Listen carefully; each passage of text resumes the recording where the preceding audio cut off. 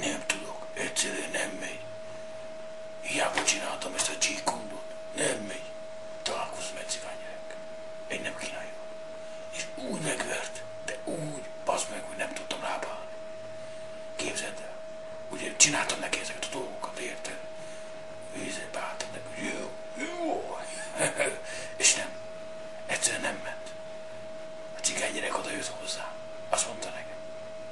Van pénzed? Mondom, nincs. Erre fölálltam neki. Be akartam neki vágni egyet, ahogy kell. Összpontosítottam az ütésre. Összpontosítottam. Összpontosítás nagyon fontos. A cigánygyerek kivédte, és bevágott egyet. Olyan bevágott, hogy nem tudta megmozdulni. Én még ilyen ütést nem láttam.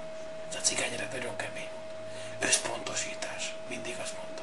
És innen látszik, hogy nem ér semmit. Hiába a G-kundu, meg meg ezek a dolgok. Semmit nem érnek. Semmit. Egy cigánygyerek nagyon kemény. Isten olatlan. Úgy megvert engemet, hogy beszartam. Pedig nem tudtam mit csinálni volna. Nem tudtam.